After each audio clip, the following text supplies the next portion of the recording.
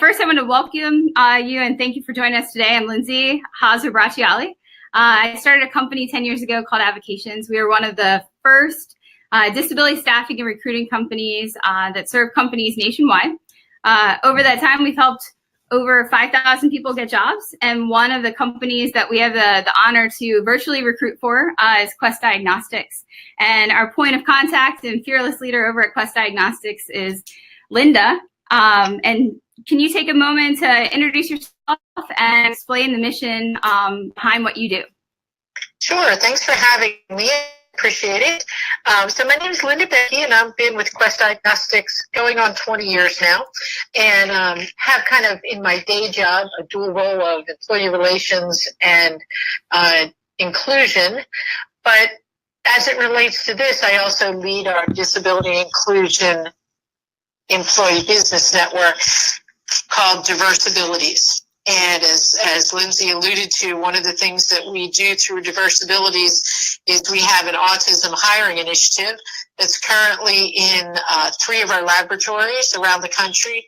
We're looking to expand that, and we have some individuals working in other positions outside the lab that are kind of one-offs, but we're excited about hiring individuals on the autism spectrum and those with similar disabilities, and happy to join this conversation. And we're happy to have you. Yeah. And Dave, Autism Speaks supports Quest hiring initiative for autism. Can you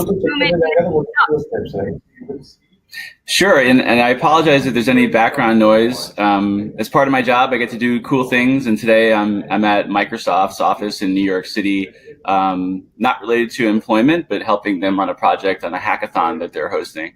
So my role as Director of Adult Services actually begins at what we call the transition age, so really age 14 to 16. And we begin by trying to improve that transition to adulthood, working with schools and with individuals with autism and their families about what they are entitled to, what they should be asking for from their school districts, and how to best prepare them for a successful transition to adult life. A lot of my time is spent on employment, and that's what we'll be talking about today. Getting to support great organizations like Avocations, working with wonderful businesses like Quest Diagnostics to create opportunities for people across the spectrum. It's very important to us that we're creating opportunities that are as varied as people with autism are, and as varied as their interests and skill levels are. But we also work on issues like housing and residential supports, post-secondary education, and kind of all parts of what makes up a fulfilling adult life. So thrilled to be here. Thanks, Lindsay. Thank you. And last but not least, I'm joined here in Charlotte, North Carolina, with Tori Stevens. Tori is a corporate recruiter turned coach. Yep. Can you share a little bit about your company? Sure. So thanks so much for having me. Very excited. I created a company called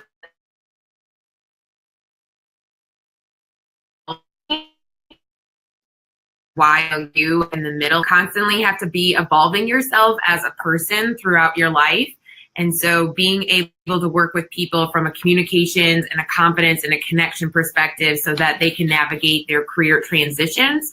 And I also help corporations when it comes to how do you find that talent and how do you retain and develop those individuals so that you can keep your company thriving. Awesome. Yes. She does really great work. So definitely check out her website. This is not showing up the way it looks. Okay. Well, to kick it off before we start in this really important conversation, I think what's one of those things that's important to think about is disclosures changing. Companies like Quest are now hiring people specifically because they have the skills that they're looking to employ. And what does that mean for you? At the end of the day, disclosure is a personal choice that you can, make for yourself. Obviously, there's a lot of fear and concerns about stigma and other things like that. And there are companies that aren't as evolved. And that's why I think it's important for us to have conversations like the one we're having today, so we can really help shift mindsets and really create a dialogue to understand that we're not where we all want to be. But at the end of the day, you need to make the choice that makes the most sense for you. Yeah. Awesome. And I think that the slide presentation's looking a little Harry for right now. So we're going to dive in, and I'll take off this slide for a second, and we'll get that fixed. I'm not sure. How do we stop that? Love technology. So let me kick it off with Tori. Sure. Can you start by explaining the difference between, or what we mean by self-disclosure, identity, and kind of all of those different things? Yeah, I'll just so that we can see each other. So I think the difference between identity and self-disclosure is that self-disclosure means you have to connect to yourself and understand what you want to convey and what information you want others to know about you. And so you are responsible for that communication of how much information do you want to share about yourself to somebody else. Identity is how do you identify yourself as a person, and how much information or what do you want to exhibit when you are out in public or if you're in private. So your identity is yours, but how much you self-disclose is up to you. That's great. And up until this point, I think as service providers and others, we're good. Service providers, we would tell people, unless you need an accommodation, don't bring up your disability. Try to skate by. Try to get into the role, and then if you need an accommodation once you've made it in the front door, then go ahead and ask for it. But now we're seeing a change in tide, and if you can position. I've got wicked ADD, but that allows me to hyper focus when I really need to. It also allows me to have a lot of energy in a lot of things that I do, and really positioning it as a strength. So as you're going through the hiring process, being able to have that conversation, because that's what makes you you. Yeah, absolutely. I think the other thing we have to remember is the fear factor. So a lot of the time we think that, somebody's not going to accept me, or somebody's not going to want to have me. And because maybe there's some stigmas out there, and there is a lot out there from a recruiting process. However, you have the opportunity in order to be able to communicate and identify and own who you are. And so that is what you get to do when you self-disclose information about you. Perfect. And Dave, as we were preparing for this conversation, you had mentioned how people with autism sometimes keep themselves out of the job market. Can you explain that a little bit more? Yeah, I mean, unfortunately, I've seen this all too often, and people with autism are not the only ones who do this. There's some really interesting studies about the differences between men and women, right? So, what I see is people with autism tend to be very, very literal thinkers, very concrete. So when they see job requirements, of course, they take them as hard and fast rules, that these are required skills or required experiences for a job. But what we know is that neurotypical people take them more like guidelines, that, and men especially, will see job descriptions and say, I've got 3 out of the 10. I think I can apply for this job. What I hear from people with autism too often is they screen themselves out by saying, I only have 9 of the 10, and I've only done a little bit on the 10th job requirement, so I don't think I actually technically can apply for this job. That's not the case. Job descriptions leave a lot to be desired. I think there's a lot that we can help companies do to improve the way they write job descriptions, but I want to encourage all job applicants, job seekers with autism to look at those more as guidelines. It cannot hurt you to apply for a job if you're not sure you're quite qualified or you don't know if you have the right experiences. I say go for it. Don't screen yourself out before it even begins. Linda, do you have anything to add about that? Yeah, I would definitely agree with that. I think we have some things, and I can only speak for Quest Diagnostics specifically. We have some things that are absolute. It may need a data entry test, and you have to pass that. Well, that's one of those hard and fasts, and it's really in there so that you don't fail at the job. It's so that we can have a better chance of ensuring your success. But I think to Dave's point, there are often things in job descriptions that are nice to haves if you're a company, but we know that we're not necessarily going to get them. So I would say absolutely go for it, because, if no one has those, then we're going to go for the people who don't have them, and you don't know who else is applying. Correct. Tori, anything else? So I'll give an example actually myself. So I applied to a job that I didn't know if I was qualified for. because I was doing what Dave said, which is I thought I needed to know 9 out of the 10 different qualifications, even though they were under the preferred section and not required. Like what Linda said, sometimes there are required obligations because we want you to succeed at the job. But the majority of the time when you look at a job description, everything is under the preferred section, which means we would love to have this in somebody, but it's not a requirement if they do. And so when I applied to the job, I never thought I had a chance in heck of being able to get it. But when I interviewed, they actually saw a different role that I could be an awesome opportunity for. And I ended up with that position because I took the risk to be able to apply to the job. And they saw the awesome talent that I had to offer to their organization. And so I was able, it was a win-win. So though I didn't fill the one job, I filled a different job, and onward and upward we moved in. Gotcha. Yes. So then you were able to, instead of keeping yourself out of the job market, really identifying, what you would like to do, how you can contribute to that company, and then making the case for it as you go through that interview process. Awesome.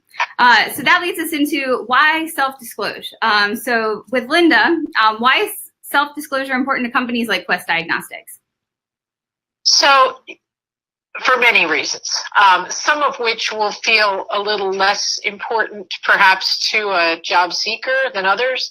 But companies like Quest Diagnostics, who are federal contractors, follow federal guidelines. And while many of us may not believe this, federal government really is interested in trying to get individuals with disabilities employed. And so they have guidelines for federal contractors like us. And so it's helpful for us to be able to show that, yes, we're doing that to the federal government. It's also helpful internally so that we can continue with programs such as the Autism Hiring Initiative. If we are not showing any success in hiring folks, it's hard to continue with that. And then I think really from the employee, the future employee's perspective, is it often helps, while you may not technically need an accommodation, quote unquote, if we know, for example, that someone is on the autism spectrum, we've gone through already and trained our hiring managers and given them some tips to help individuals on the autism spectrum be successful in these positions. And so they're not going to necessarily know that they should employ those techniques that we've trained them on if they're not aware that that's you. And so it's helpful from that regard from the employee perspective as well. And as someone had mentioned earlier, also, obviously, if you do need an accommodation of some sort, you're going to have to disclose to some degree to someone about your disability. And I think one of the things, and I would just from the employer perspective, piggyback on what Tori was saying about identity. The other side of that from the employer perspective is self-identification, where you're asked specific questions. Do you have or have you ever had a disability such as? And so that's an important piece for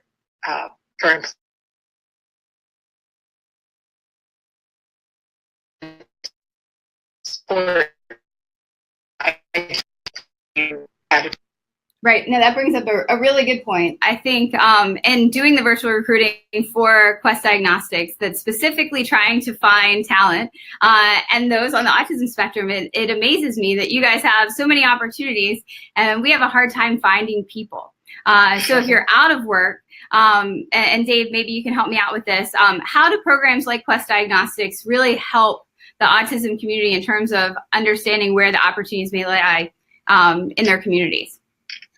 Yeah, I mean, these are so important and they're so needed. Our autism community is so hungry for opportunities like those at Quest Diagnostics. It's been very frustrating, I think, to all of us on both sides of the equation, right? We know that upwards of 80 to 90% of people with autism are unemployed or underemployed, right? They're working at jobs far below their capabilities.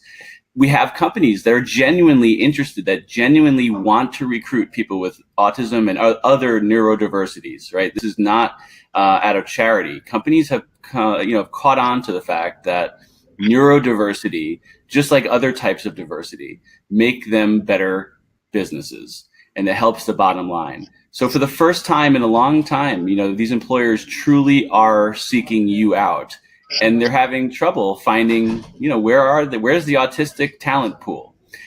So when we have companies like Quest Diagnostics that is like loud and proud about what they're doing, and they partner with organizations like Autism Speaks, we can leverage our own strengths, right? Our own platforms, our army of autism families and people with autism to really share out those opportunities. The power of this community is, should not be underestimated. The purchasing power, for instance, as consumers, right? Families and others who are touched by autism. This is a significant subpopulation that businesses recognize. We can influence change by putting our minds together and using social media and our other platforms to make sure companies know we want you to reflect the community. We want to see ourselves and our children in your business. When we patronize your business, we're choosing you over a competitor.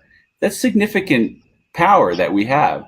The other thing I wanted to say, just to touch on that point about reflecting back the autism community, another reason why I love Quest Diagnostics is that there is a wide variety of job opportunities there, that there are positions that are appropriate for people whose autism manifests differently, right? They're not only looking for a very small sliver of the autism spectrum.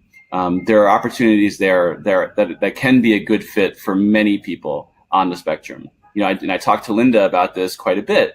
We need programs like this in every industry and at all levels, entry level up to senior executives. Only then will we see, a true diversity and inclusion of the sort that we're all seeking.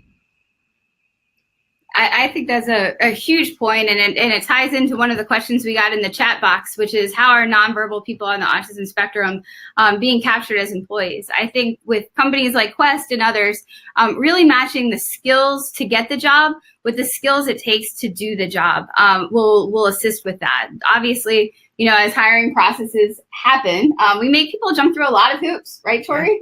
Yeah, absolutely. How many interviews do you have to say? Do you give somebody good, warm fuzzies or make good eye contact? What are other things that you see as barriers in the hiring process? A lot of time people are saying what they think you want them to say versus owning their experience of what they have to offer. So they think there's like this candid answer that they have to say versus just, we're picking you. We want to talk to you because of what you bring from your background. Like that's really well needed experience. And I can kind of speak to that as well. I think that sometimes when you're in an interview and somebody says, why do you want to work here? We sometimes get surprised. Some people have very practical answers like, you're really close to my house, I can walk here, and other things like that. So if you want to work, kind of show why, what drives you, why you want that paycheck, if you want to, buy another video game or whatever it is. Linda, do you have anything else to add? Yeah, I think the only thing I would say is I agree with all of that. And I think, one of the other drivers for us that I think is touched on it, that with that, really individuals' disabilities can give us a competitive advantage. While we like to be nice, we're not doing this to be nice. We're doing this because this has helped us solve some business problems and give us a diverse pool of people that, as Dave mentioned, they represent our clients, our patients, our customers, and that's important to somebody like Quest. Awesome. And Linda, you touched on it, but we'll dive deep with some numbers. According to the Work Institute, employers paid $600 billion in turnover-related costs last year. Tori, why do you think 40% of the workforce leaves within 12 months? I think there's a couple of things. I think that as an employer, we have the responsibility of recognizing like how current the job description is. So to be truthful, a lot of the time we have so many opportunities that we need filled that we're looking for a warm body in a seat. And gosh knows when's the last time that job description has been updated. And so the other thing is that how are we stopping and reflecting on those roles and responsibilities that are needed within the job? Because sometimes what happens is like you said, there's a lot of hoops that people have to go through in order to get a job. But they're limited conversations. And if you don't know what questions to ask and you're not able to talk to somebody who's in that job, or maybe that person's not there, you just kind of feel lost. And so then you take this job and then you're like, this is not what I was expecting. So that is, I think, one of the biggest reasons why our retention rates are so down when it comes to, millennials get the label of you're not loyal and you're a job hopper and that sort of thing, because we don't understand what's in the job description. So we don't know how to have a conversation. And then we get into a role and we don't understand what it is. So really owning this whole self-disclosure and identity and having conversations and making sure you're getting the questions answered that you really want for yourself, so you can feel good about the work that you're going to do, because you're at work more than you're not at work a lot of the time. So let's find something that you enjoy and to be able to have that great environment for you to thrive in. Right. And with unemployment, well, I may not agree with the fuzziness of the unemployment numbers, because I know a lot of people that are unemployed, but keep trying if that's you. You now have some power, because companies are desperately looking for talent. Unfortunately, their processes may not mimic, Right. the best way to find that talent that they're looking for. Right. Awesome. So speaking of talent and looking for jobs, if you've applied for a job with a federal contractor, you may have noticed some awkward questions. That is now part of an obligation that the federal government has put into place, where they really strengthened a section of 503 that allows federal contractors to capture the amount of people that are applying that have a disability, that make it through the hiring process, that are employed and then are retained in that job. And so what gets measured gets done. And we've known for a really long time that companies, don't know how to hire and employ people with disabilities for a variety of different reasons. But now we can actually bring some truth and numbers to it. And this regulation went into effect in 2014, and now 5 years later, it's getting some teeth behind it for companies to really start thinking differently about their recruitment, their retention process. So as you go through an application and you notice if it says, like, are you a person, with a disability, significant disability, and all of those, and we'll include an example of that when we send out the recording of this, answer yes. If that is you, because, and Linda, can you explain how Quest uses that data that you're able to get to influence kind of your process? Sure. So it is a completely confidential response. We have to aggregate based on the facility and the job group, and submit that information to the federal government. But it's not. There are no names attached to it. Supervisors never see it. Even recruiters don't necessarily see it. So it's very confidential, but it's information that again enables us to prove to the government that this is important to us. We're working on it. We're doing this. We're committed, just as they are, to trying to improve the work opportunities for individuals with disabilities. And so it's very confidential. It's not something you ever have to worry about anyone knowing that you checked yes to, but it is.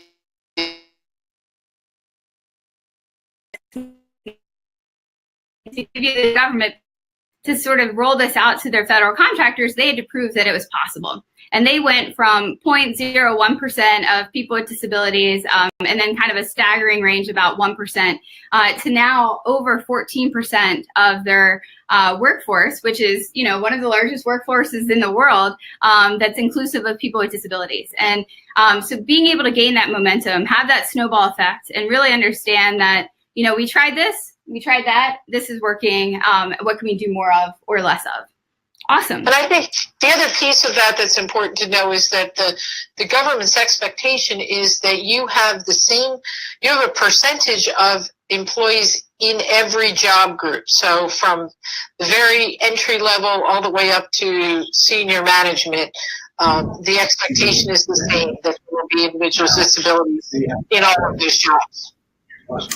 Yeah, if I could add something, Lindsay, that's really important to us, because I think in the past what we had seen was kind of clustering of people with disabilities, right? If they were hired, they were all put into a certain team in the corner of the back room, not visible to customers, etc. And what we want to see is true inclusivity spread throughout the company. So any kind of project group that is working on a federal contract or a state contract must reflect those diversity numbers. So I thought that was a great addition, and we really welcome some even sharper teeth to these regulations. Yes, I think that might be coming. Hopefully, I up until this point, I know companies were able to say, we don't even know what we're doing at this point. I don't think that excuse is going to get by for much longer. We had somebody on the chat bot say, good to know it's confidential. I've self-identified on jobs before and I've not had any luck. It's not necessarily tied to your specific application, but it is moving the mark. Because by you applying and then not getting selected, those numbers are tracked as well. And so then they can also see that they've had, it's not a problem with recruiting and having people apply. Maybe it's a problem with their application process, their interview process. And that leads us into, what are other reasons why, other than compliance, because that is, the carrot or the stick, depending on, which side of the fence you're sitting on. What are other reasons why self-disclosure can help your chances in the hiring process? Tori, okay. Yeah, why not? Because I think, Dave said it very well, but I think this world is very focused on diversity right now. And it really is an opportunity to be focused on the inclusive nature of everything. We learn from one another. And right now, everybody is kind of just labeling one another and not getting to know each other. So the more information that you choose to trust about yourself and to communicate, you're doing somebody else a favor and a solid by conveying information about you. And that just opens the door to be able to have even more in-depth, cooler conversations when it comes to what attributes and assets do you have. I know that we'll talk a little bit later on, but when you talk to somebody else, you're creating them to be your future ambassador of what other opportunities. That's technically what I do as a coach, is that when people convey information to me of their frustrations or their fears or what they're super excited about or their strengths, I now have a more clear image of that person, and I now know how to help them better, just like I'm sure you do when you're trying to place talent, on what fires them up, what they get excited about, and what do they want to do in their future. So the more people that you convey information to, the better off that you are being able to find what you want to do. Right. No, I think that's a really good point. How do you find yourself? Now that we're talking about what to disclose, what are ways that you can figure out what makes you tick? Yeah. So there's a lot of awesome free resources like podcasts or TED Talks, or there's community engagement activities, or this webinar is awesome, right? You're deciding to take the time to understand more information about what else is out there that you might not know about. Or how are you asking people to have conversations with you, if that's phone or video or face-to-face, whatever makes you the most comfortable. How are you taking time for yourself every day to do a little bit of research, or to go sign up for a class in the afternoon to you never know who you're going to meet, right? And so then you never know what conversation is going to be developed from that. That's a really good point. Linda,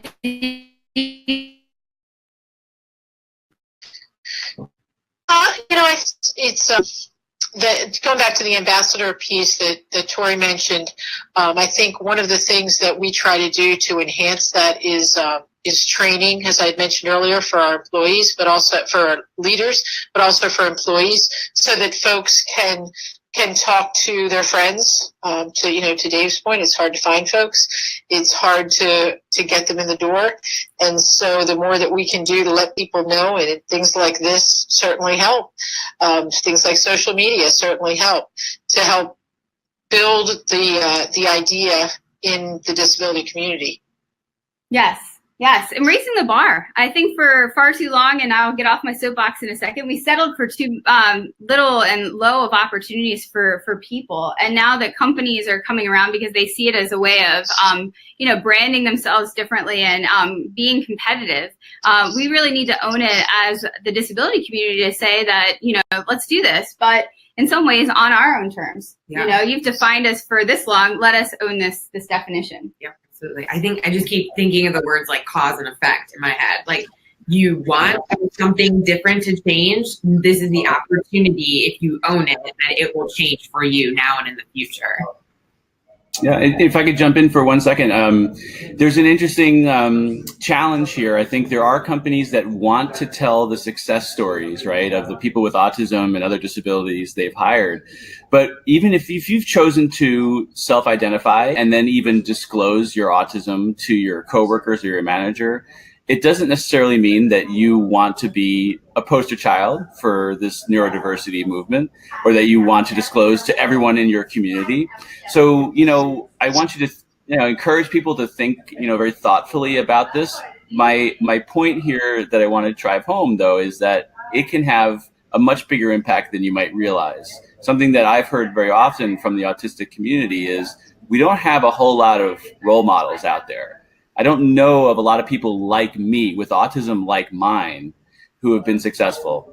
I may only see the NBC News and Wall Street Journal stories about the people who can code software for the top software companies in the world. And those people certainly exist, but there aren't all that many of them. Most people are, more impacted or differently impacted by their autism. So I encourage both employers and employees to be willing to share your successes and your challenges, with our community, with one another. That's how we can start networking and leveraging the power of this community, because we need to share these opportunities. We need to share strategies amongst one another and help companies do a better job and to take the lead of companies like Quest Diagnostics. Right. Totally agree. And I think that's super important because it is sometimes when you see those news stories, it often highlights it in a way that that's the exception, when in all reality, it should be the rule. With the numbers impacting so many different people and a variety of their, in their lives and what they want to do, how can we stop trying to find that needle in a haystack and support the haystack itself? Yeah. So to tie back in, and I think you touched on it a little bit, but the idea that, recruiting and finding a job often seems like you're riding a roller coaster all by yourself. There's lots of ups and downs, and you don't know, what's going to be around that next corner. How can you find people that are willing to jump in your corner, to ride that roller coaster ride with you? And what benefits can that offer as you're looking for a job? Sure. So, I think the question that typically has always been asked that is so not relevant to life is, what do you want to do when you grow up? Or what do you want to be? Or what job do you want to have? Or what industry do you want to be a part of? And I think we need to remember that there's just so many super cool opportunities that may not exist today, but could exist tomorrow. Like Facebook wasn't around. It hasn't been around for very many years, or when it comes to social media or just different things of technology or whatnot. So how do you know what you want to do when you don't even know what's out there? I think the first thing is being able to communicate to others and to be able to say, I'm in an exploratory stage. I don't know what I want to do, but I'd love to hear about your journey or your career or what do you do at your job. And so when you're asking people to give you information, first off, people typically love talking about themselves. So they'll totally fill the space. If you're not a person who likes talking a lot, it's okay. That as long as you ask a couple of questions, I guarantee you they'll fill the half an hour for you.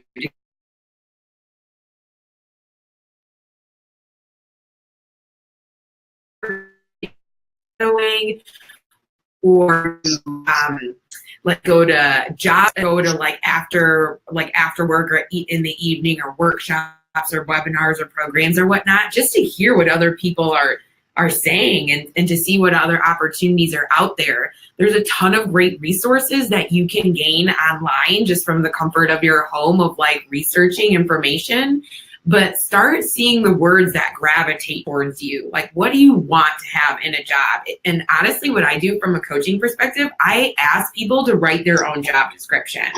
What would it look like? What would you want to have of those qualities in your job? That really helps out, because if I were to put 10 or 15 jobs in front of you randomly, you tell me that they all look really great. But they don't. If you really read the fine print, you're really going to decide if you really like something or if you don't. So being able to take a moment for yourself to figure out what do you even like to do is really helpful to tell others how they can help you. I think that's, spot on. Oftentimes, when you're looking for a job, you'll just sort of take whatever is offered, whatever that opportunity is, even if it isn't a good fit. And then you feel stuck, and then the ability to challenge yourself through different workshops and ways to gain skills, and then push yourself. Today, we had a few technical difficulties because I thought, why don't we have a webinar with 3 presenters? And sometimes that makes it a little bit more difficult. But at the end of the day, I'm going to walk away from this with a lot of lessons learned of what we can do next time to make sure that technology works, and then being able to, really be able to understand, that worked. We made it through. We didn't stumble too much after we got started. We've had, we see people that are in here. So thank you for your patience as we work through that. Dave, do you have anything else to talk about or any other things to add on the ambassador side from your perspective? Yeah, I think we find in a lot of cases at companies that are just dipping their toe into this, that we can identify great champions or ambassadors by asking, is anyone here a parent, or is anyone here on the autism spectrum? We should start there. And then, is anyone here a parent or a grandparent or a neighbor or an aunt and uncle? We often see people raise their hands and say, I want to make sure this works. It may not be the right opportunity for my child, or for my brother, but I can make sure that I can be that person, that champion, that internal go-to resource. It's best when it's not someone's direct report or their manager. Some companies call this kind of building circles of support outside of the direct team, and who can be that ambassador for new employees, but also for looking beyond what a company may first be focusing on. So a good example of this, I think, is looking at SAP. SAP is a great tech company. They have a presence worldwide. They began their hiring initiative by looking very, very narrowly at a couple of very technical roles. What I give SAP a lot of credit for is quickly pivoting from that. When they met people with autism and they started to learn about their strengths and their interests, they quickly realized that, well, they don't all belong in the IT department. Some of these people would be great fits in, legal and in marketing and in any other department in our company. And so they've kind of made a really nice pivot, and they've built ambassadors across the company in all different departments. That takes some time, but we've seen this work in other companies as well. The last thing I want to add, Lindsay, and I talk to autism parents about this quite a bit. I meet a lot of parents who are very comfortable networking on behalf of their neurotypical children, right? Their son or daughter without an autism diagnosis is graduating college this year. They're going to talk to everyone they know. They're going to talk to people at the office, at the church or synagogue. They're going to talk to people at the gym, and they're going to network the heck out of that summer and make sure they get a job for that child. Now it comes time for their child with autism to age out of school, for instance, and they don't network on their behalf. Yeah, it might be a different network, but we need to all help one another. We all, for instance, patronize the corner deli and the small business down the street.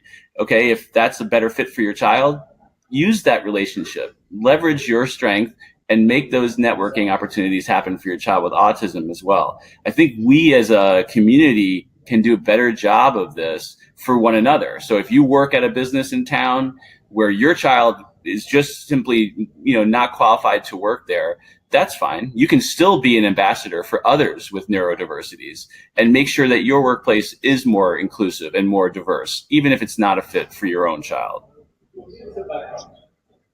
That's a really good point. That we all can take ownership no matter what, aspects of our lives, we're in and what situation. One of the chat questions, and I want to tee it up to Linda because I'm actually curious about this. It says, I'd love to hear your stories about how you guys got into your positions. So Linda, I know you've been at Quest for 19 years, is it? So when did you start kind of this current position, and a little bit of history about that? Sure. So actually running our employee business network, Diverse Abilities, is not technically my job. It's kind of my volunteer time, my passion. We started Diverse Abilities about 3 years ago. Myself and 2 other individuals who were disability advocates for various reasons. I became a disability advocate when I was about 5 years old, and my mom became disabled based on a ruptured aneurysm. One of the other women who did it became an advocate because she has a son who has autism as well as a few other diagnoses. And so we came into it as advocates, and several of us historically and a couple of them currently from the talent acquisition perspective, which is why we went that route of, hey, wait, we know about hiring. We know the jobs that we have. We know the challenges that we have filling those jobs. This is an opportunity to marry those two together and, and help both the company as well as the disability community. Awesome. You want me to go? Yeah, sure. So I call myself a talent developer because I've been in either higher education or corporate for the past 12 years. When I was in higher ed and I was in career services, I loved working with individuals who didn't feel they had a good GPA, who didn't know what major to pick, who didn't feel like they belonged to Greek life or residence life or the athletic community. I wanted people that felt lost. And the reason why is because when you start feeling lost, you start feeling you're sad. You're not happy of like what's going on. So you don't feel like you can accomplish as much as somebody else does when they feel gravitated towards something. So I wanted to give people tools, and I wanted to be able to teach them those tools. So regardless if I was in front of them, educating them or not, they had those. So I chose to make a resume and a mock interview program, and we had 100 participants in that program in a semester. And just like we've been talking about, when somebody was out, at their part-time job or at a party or in school or whatever like that, and somebody said, gosh, I don't know how to do an interview and I'm going to have to go do one because I'm looking for an internship, that person that was able to be in the training program could be that person's ambassador and they could have a conversation. So there was a lot of self-disclosure that was happening, and there was a lot of opportunity for each other to lift one another up. So as I walk through the rest of my career, that's what I've always strived, whatever that word is, to do, is that to make each other be ambassadors for one another so that we can be confident in our communication so that we can continue to connect. So, yeah. Yeah, thank you for sharing that. And Dave, to close us out, what's your story? How did you end up as the director of adult services for Autism Speaks? Yeah, so I do not have a family member diagnosed with autism, which many or most of my colleagues at Autism Speaks do. Some of my colleagues are on the autism spectrum themselves, including my boss, which I think is wonderful. My journey actually began, I graduated college. This goes to Tori's point of like not knowing what the heck you're going to do with your life when you're a young person. Graduated with a bachelor's in psychology, and quickly realized that was worth very little in the workforce. I had friends who were teachers, and so I went and job shadowed a few professionals at schools, including a school psychologist, and I thought, this is what I want to do. So I went to grad school, and while I did that, I was working as a one-to-one special ed, aide, a teacher's assistant. I did that for about 8 years, actually. So I did that before I went to grad school. And being a male, they said, oh my gosh, great. We have a man working in the school. Let's put him with the teenage boys with autism, who are going through puberty, who are addressing issues that our female TAs aren't always comfortable dealing with. And that was my kind of first experience with autism. And at the end of grad school, there was a research program at Autism Speaks called the Autism Genetic Resource Exchange. And they needed people who were trained on assessments, personality, intelligence assessments, and that they would train me on autism measures. And so I worked as what we call the psychometrician for between 2 and 3 years at Autism Speaks as part of a science research group. And I was just very lucky because when that project grant ran out, we were beginning our adult services team. And I joined as a kind of a junior member of that team, and now I'm director. And it's just, it just goes to show you never know kind of where your trajectory will lead you. But I'm thrilled, to be doing this work. That's phenomenal. I think it's a great story that captures sort of the heart of what we're trying to say, is that you may not know who you are now, but what opportunities might come in front of you that could define who you want to be. And so being open to those opportunities, being able to really bring yourself and know that you can have some control and ownership of the process I think could be super helpful, especially in these times where companies are struggling to find talent because they believe this myth that unemployment is as low as it is. And just to keep your, kind of optimistic, open to opportunities as they come. Linda, do you have anything to close us out with?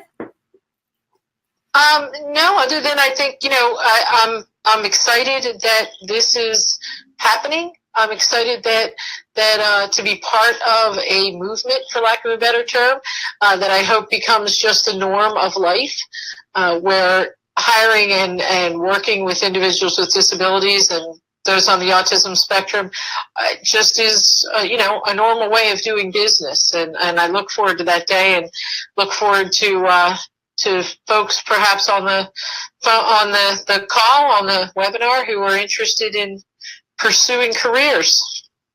Yes. Thank you. And we'll wrap up. I'll share this information. I'm going to share it with the old group because I realized that we didn't get your names and information as they muddled through. So thank you to all your first name and your last name that decided to participate in this webinar today. We'll get you the information and send you the link to this recording. Awesome. Thank you, guys. And thanks to my speakers. Yeah, I really appreciate it. Thanks, everybody. Bye. Thank you.